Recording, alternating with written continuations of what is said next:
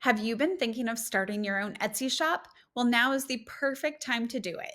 Today, I'm walking you through everything you need to prepare before you click that Open Your Etsy Shop button. I'll be using print on demand as our emphasis, but these principles apply to any Etsy shop. This is perfect if you're starting a side hustle and want to do things right from day one. If you haven't seen one of my videos before, I'm Kristen. I have two Etsy shops and have just started my own website via Shopify. I began in 2025 and have been growing and learning every week.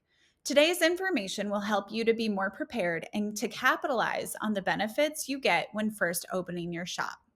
So here's what we'll cover: product decisions, visuals and branding, legal and financial foundations, pricing strategies, shipping and fulfillment, shop policies and customer service, Etsy listing foundations, marketing preparation, and tips for your general side hustle.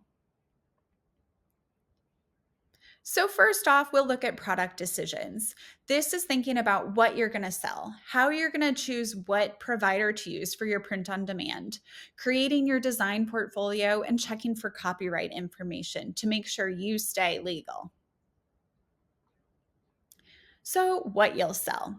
There are three main types of things found on Etsy. You've got digital downloads, which includes like stationery, planners, wall art, clip art, pet portraits, that sort of a thing. Anything that somebody would download, there's no physical product involved. Then you've got print on demand. This is going to be like t shirts, woven blankets, mugs, ornaments, tote bags. They're professionally printed, but one at a time. And then you have handmade items, and that's the general stuff like crochet or knit goods such as hats or shirts, jewelry, soap, pottery, paintings, anything like that. That's kind of the original stuff that people sold on Etsy.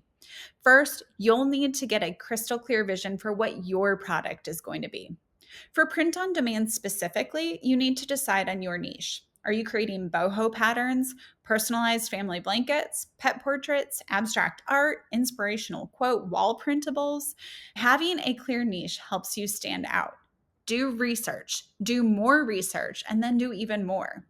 You can use the search bar in Etsy to autocomplete product ideas and see what's out there, and then filter out to the best sellers to see what's selling well. You can also use things such as Allura, which is a research tool, or eRank, another research tool, or Profit Tree, another research tool. There are so many tools out there. A lot of them do have free components, but then they do ask for membership fees as well. I would start with free things for right now. Don't spend your money if you don't have to. All right, so choosing your print on demand partner. Some options that are common out there: Printify, Printful, Gelato, Redbubble.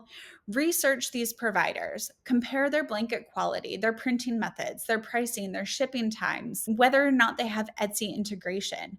Find reviews from people who have already used their products, and this is crucial.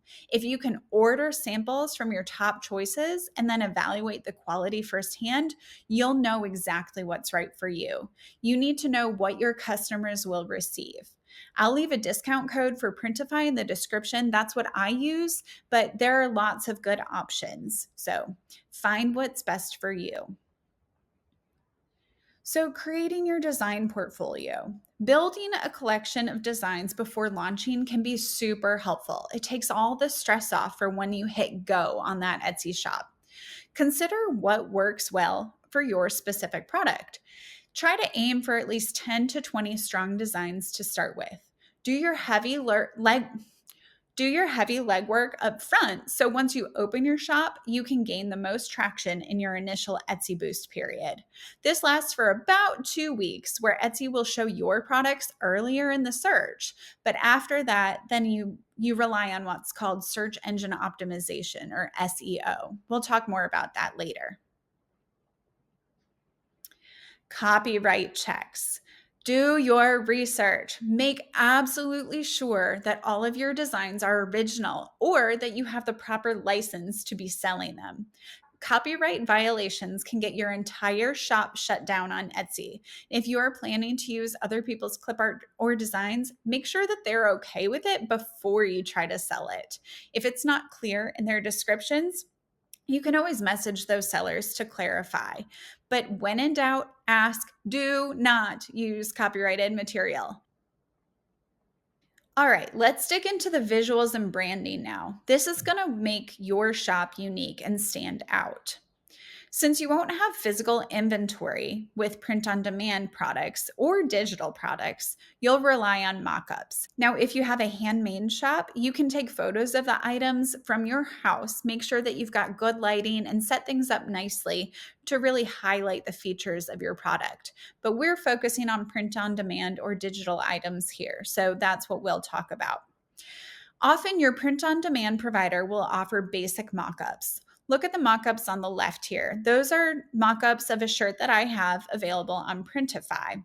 They're very, very basic. So I will use these and adjust. But if you look over on the right here, you can find a whole mockup bundle for the same shirt. So that's the exact same shirt, the Gildan 64,000. But this is set up in a mockup where it makes it a little bit more engaging, something that just attracts the eye differently. So find something that works for you. You can find these on Etsy or Creative Market, or you can subscribe to a website like Placeit. That's Placeit. There are lots of options for beginners who don't yet know how to make their own. You can always make your own mockups, but that usually requires having a blank of the product. And for me specifically, I'm not buying a blank of every single style clothing piece that I have available. So I'm not making my own mockups this way. I just work with what I have on Printify and go from there. Branding elements. So these are things like your shop name, your logo, colors that you use, fonts, product photos, and your product descriptions. Think about your overall aesthetic. You want your entire shop to feel cohesive. This helps to build trust and makes your shop more memorable. Try to keep your images clean and simple. Avoid excessive words in both your product photos and your descriptions, and stay consistent from product to product. Over here on the right, you can see an example with my Daybreak Digital's branding. So I use the same colors consistently. I have fonts that I use for the titles and subtitles. I use my logo all over the place. So I try to stay as consistent as possible using my brand elements. Okay, the fun part, your shop name. Make sure that you choose something memorable, searchable, and relevant to your brand. Changing your name after you have sales and reviews is difficult, so try to choose carefully now. Try to keep it from being too complicated so people can find you easily. To come up with some starting ideas, search names for blank Etsy shop. Just input whatever you're going to be selling. Just put that into your favorite search engine. Browse through ideas and adjust to make them fit you and your vision. Then you want to check for availability on Etsy, Gmail, website domain names, and social media platforms. We'll talk more about that a little bit later, but you want everything to be cohesive. So you don't want to choose piggy bank ceramics and find out that it's available on Etsy, but there's a huge social media following for piggy bank ceramics something or other, and now you have already committed to making your name that on Etsy, but you can't get the social media to come full circle and have everything cohesive. So plan ahead, check availability for your future needs, and go from there.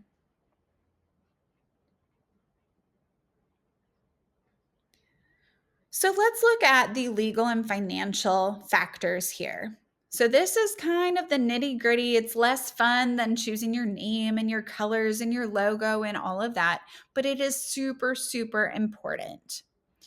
So first off, you want to look at your business structure. Decide whether you'll operate as a sole proprietor, which is the simplest option, or maybe form an LLC, which will provide you liability protection. Check if you need any business licenses or permits in your area. Typically, it's not very expensive to start an LLC, but for a side hustle, this may not be your first option.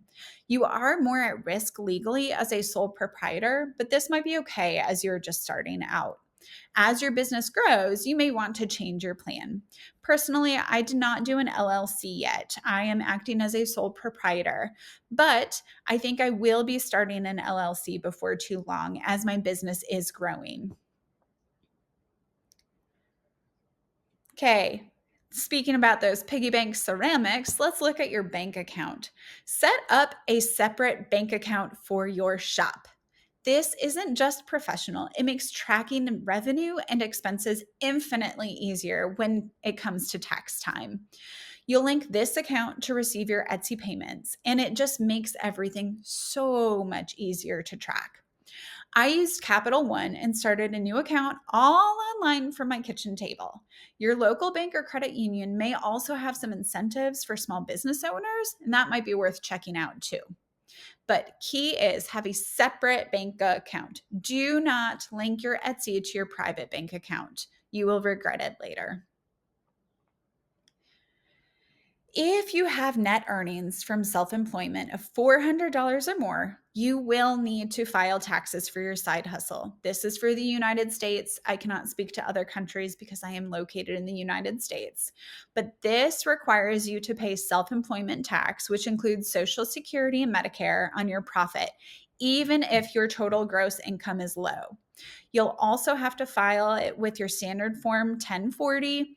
Again, this is all the tax stuff. It's boring, I get it, but you want to be prepared ahead of time. Even if you earn less than $400, you still need to report your income if it's from a business, not a hobby. If you meet other filing requirements, you might still need a file to get tax refunds. So last year in 2025, I had a total profit of $292. So I know this is not a ton. I'm starting out. Please don't judge me. I am learning, I'm growing, and next year I expect that to be much higher. But for this past year, I had $292 of profit, not revenue, profit. So that is underneath the $400 cutoff. I will be considering my business as a hobby last year because I was trying it out. I was having fun. I was enjoying it. This year, I'm going full business mode. So I will be filing taxes for the 2026 year. You can get a tax ID or an EIN if you're setting up a formal business entity. That's typically free from the IRS. But understand that you'll need to report your income and possibly collect sales tax depending on your location. So if you're using print on demand or Etsy, you will automatically have the sales tax be taken out based on the location of your customer. But if you're doing things a little bit differently, like you're selling from your house, say you're ordering the shirts from your house and then you're shipping from your house, you may need to include sales taxes onto that. So make sure you do the research ahead of time so you're not underselling and keeping your prices too low and not accounting for that. You also want to make sure that you account for the fact that you are going to have to pay income tax down the road. So make your prices appropriate. It may benefit you to set up a simple tracking system from day one, whether that's with QuickBooks or a spreadsheet or another accounting tool. Track it one way or another. I have created a simple spreadsheet for use with a side hustle Etsy shop, and you can find that linked in the description if you want to use that. It's fairly basic, but it does include everything that you need to get started with an Etsy shop. All right, let's talk about pricing. It is incredibly important to understand the true cost of your product. If you are selling digital items like party invitations or printables, your costs may include designing software like Canva, your time, or AI generators, Adobe Photoshop, anything like that. You're also going to have your Etsy fees. And I've listed there what they include. So that's your transaction fee, payment processing fee, and your listing fee. And please note that the listing fee is for every single listing. When I first started, I thought it was just one time I have to spend 20 cents. But that renews every single time you sell an item. It renews it and puts that 20-cent listing fee in there every single time. Okay. For print on demand items, you have the cost of production from your print on demand company. So the cost of let's just use a t-shirt for an example. So you have the t-shirt and the printing that goes into the production cost. Then you have the cost of shipping and your Etsy fees as well. Then you use these numbers to calculate your profit margin. You need to make sure you plan for unexpected fees as well, such as maybe a shipping surcharge during the holidays or an extra marketing fee if Google search led your customer to Etsy, or if you're going to plan on running sales and having discounts. I had an item a month or so ago that was found by the customer via a Google search. Google took $3 out of my profit for the item that I sold, and my profit was only going to be like $4 or $5 to begin with. If I had been running a sale and had not counted on that, I would have been in big trouble. I would have actually been paying money for my customer to order that product. So you just really have to be aware and plan ahead for these things. Leave the wiggle room for discounts and unexpected fees. Okay, so competitive research. What are competitors charging? What's included? This helps you price competitively while still making profit. Make sure to look fully at the listing, as some sellers are misleading with their prices. If you see a dollar amount with a little plus sign on the listing, you know that there are higher prices for different sizes or variables. Some people will even be sneaky by using a digital design bundled into their t-shirt listing so that the list price shows up very low in a search because their digital design is only $3 or whatever. But then once you click on it to go to a t-shirt, it's normal, like $24. So just be aware of that when you're comparing your plans to what other people have out there. Okay, so shipping and fulfillment. Making sure that we understand print on demand timelines is incredibly important. Sometimes these take longer since they are made to order. Typical production is 5 to 10 days plus the shipping time. Be very transparent about this in your listings so that you avoid having upset customers and negative reviews. Be realistic, be clear, set appropriate expectations. Now, digital products are instant. So you can be clear on that they will get it as soon as they check out. But you also want to make sure that they understand that there are no physical items that are going to be shipped if you're selling a digital product. So if you're using an invitation, you need to be very clear that you are not printing these invitations. You're giving them a Canva template, which then they can adjust and print at home, that sort of a thing. In your shop settings, you can set processing times that account for your print on demand partner's production schedule. And just remember, it is always better to under promise and over deliver. Okay. So let's talk about shipping strategies. You have a few options. You can have free shopping, where the cost of shipping is built into your pricing. You can have flat rate shipping, where it is a $5 for everything. You just charge $5 and that's your shipping. Or you can have calculated shipping, where it depends on the item. Many successful Etsy sellers offer free shipping since Etsy's algorithm tends to favor those listings. Although I have heard that some shops do better without offering free shipping. I have recently switched my items from free shipping to paid shipping, but I'm considering switching back just to avoid confusion when I do bundles on print on demand products. All right, package presentation. So, even though your print on demand partner handles fulfillment, you can often add branded inserts or packaging upgrades. These cost 10 to 15 cents each, depending on what service you have. But you want to consider what might make your unboxing experience special. I've shown here an example of my branded insert. So, this is what's coming out in my Daybreak Digitals. It has a, hey, thank you. I really truly appreciate you. Please let me know if you have any questions. Like, I want you to be happy with your purchase. Come back and get something for a friend. Here's the thank you code so you can get 10% off.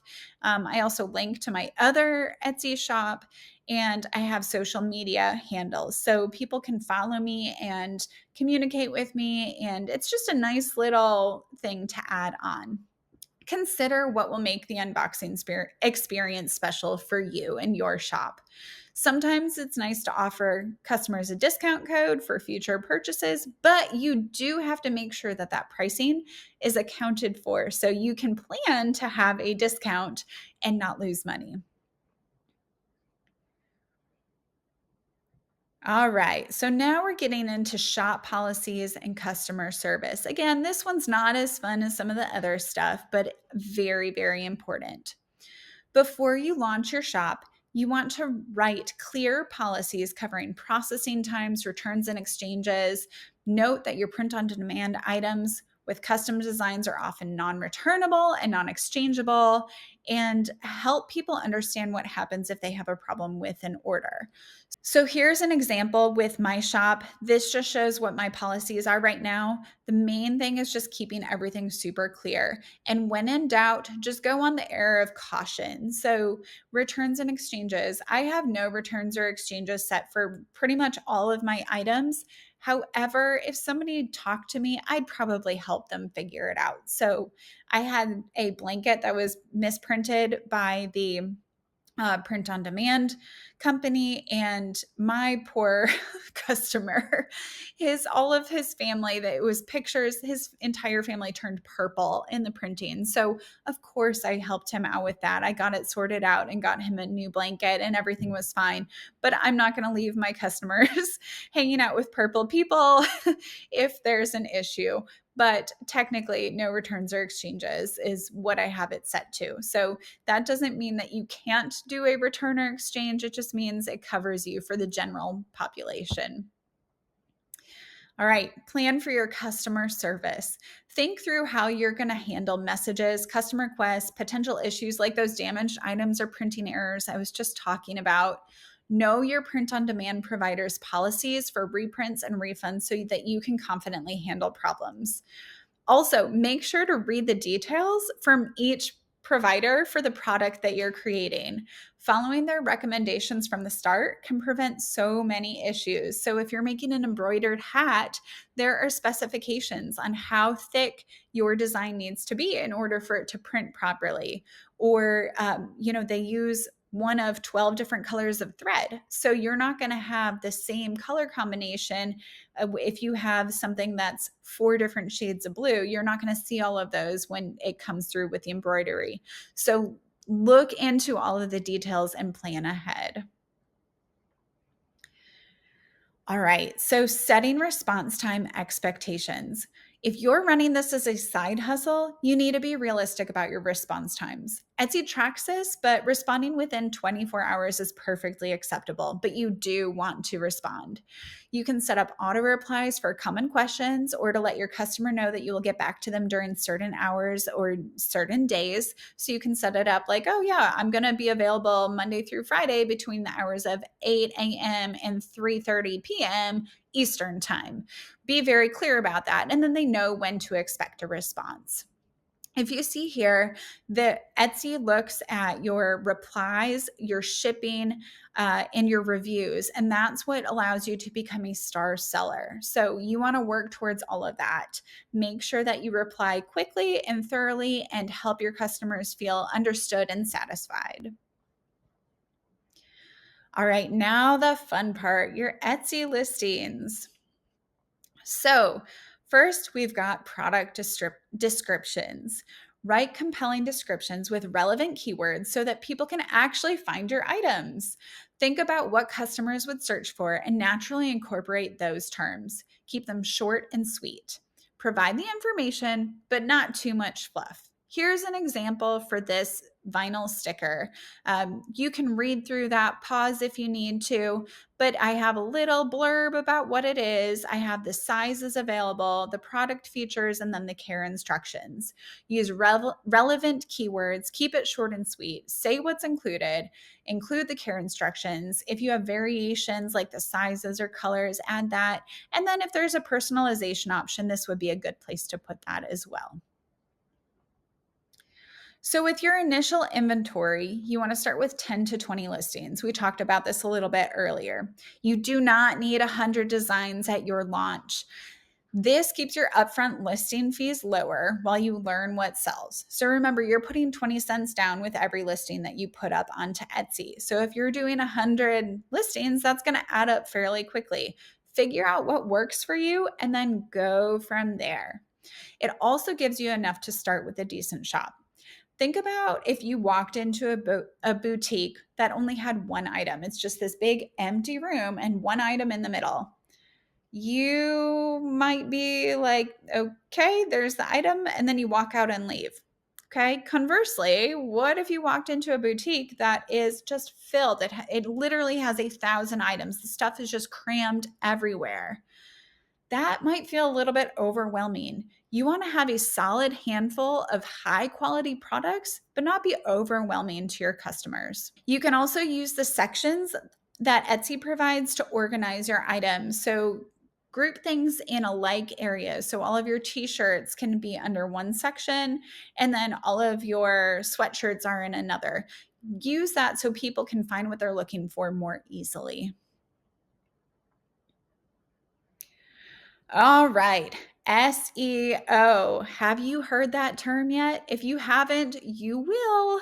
It is super, super important. SEO stands for search engine optimization. So, this means that what you put out there in your listing is searchable and findable by your customers. So, Etsy gives you 13 tags that you can use. You want to use all 13 of them. Make sure that you create a clear title with search terms. Do not repeat words. Write descriptions that include relevant keywords early and naturally. This is how customers are going to discover you. So think about what you would put in the search bar if you were searching for something. So if you wanted a t-shirt that had a frog riding a bicycle or an elephant swimming in a pool, you would put swimming elephant t-shirt or biking frog t-shirt, frog on bicycle t-shirt. Those are all phrases that you would want to include in your product description. Okay. You can also use alternative text for your photos. This allows your photos to be searchable outside of Etsy. So they will show up on a Google search or whatever other search engine you're using. So, in terms of marketing preparation, these are all things you want to consider ahead of time. Create a professional email address so that you have this for your customer communications rather than using your personal address. So use something like yourshopname@gmail.com. That works fine. You can always adjust this later if you end up getting your own website and domain. But for now, mine is daybreakdigitals@gmail.com. It is simple, to the point, professional, and that works just fine. You may also want to consider claiming your shop name on Instagram, Pinterest, TikTok, Facebook, Threads, wherever your target customers are going to spend time. You don't need to be active everywhere immediately, but reserve the handles in case you want to use them later. Pinterest especially drives significant traffic to Etsy for home decor items, shirts, all of those things. A lot of people have had success with TikTok as this was a shopping tool before it was social media. Facebook seems to get the most traffic from photos and clickable links for me, although it's actually my least favorite social media platform. These days, I've really been enjoying Threads, and I'm working hard to grow my following there for my business. But try not to get too hung up on social media because it often gains views, but not necessarily actual conversion. So you dabble, see what works for you, and pursue what is giving you traction. All right, so this is in your Etsy section, or this is in your Etsy settings, your about section. Make sure that you write an about section before you launch. This is your chance to connect with customers and tell your story. People will buy from people that they feel connected to. So give information on why you chose to start this business, what your process is like, and what makes you unique. I've put mine as an example here. I just have a picture of myself working on my designs with my dog in the background, and it's early in the morning, and I made a little blurb about what it's like. Tell your story, make sure they know you're a real person. And start simple. Do not overwhelm yourself with every marketing channel at once. Pick one or two. Etsy SEO and Pinterest work great for print on demand items, and do those well rather than spreading yourself too thin. Don't do everything at once. Just start simple and stick with it. All right, so here are some general side hustle tips. Be realistic about your available time. With print on demand, you won't physically make products, but you still need time for creating designs, uploading listings, responding to messages, and marketing. Even 5 to 10 hours weekly can work really well if you're organized. The same goes for digital items. Handmade Etsy shops are a whole different ballgame and not one I'm going to be focusing on here. But for the business side of things on that, you want to plot out time to spend on the business side of things. Make your small goals and stick to them. Another key is setting boundaries. Since you have a day job or other responsibilities, set clear response time expectations in your shop policies. Be consistent and customers will understand. Be sure to carve out time for your friends and family while you get your shop up and running. It's easy to dive in headfirst and hardly come up for air during those early days. Believe me, I know. I'm still working on this, but schedule time for your shop. Think of it as a clock in, clock out sort of a thing, and that will keep your boundaries in place. All right. One of the last things we're going to look at here is financial planning. You need to decide where your profits are going to go. So, are you going to put your profits back into your business for more designs, better mockups, paid ads, or are you going to put it into your pocket? Pay bills, do fun things, buy your kids a bounce house. Yeah, seriously, my kids really do want a bounce house. But most successful side hustles are going to reinvest their initial profits so that they can build momentum and keep going from there. All right, the last thing here is track everything. Keep simple metrics on which designs get favorited, where your traffic comes from, and your conversion rates. This data will tell you what's working so you can do more of that. I have my Etsy finance tracking here. This would be a great place to also add in like a separate tab about favorited items or then the items that get clicked on from Facebook or Threads or whatever. That's just key information that's going to help you in the long run. All right, so here's a final checklist of everything you need to do to be ready before you open your shop.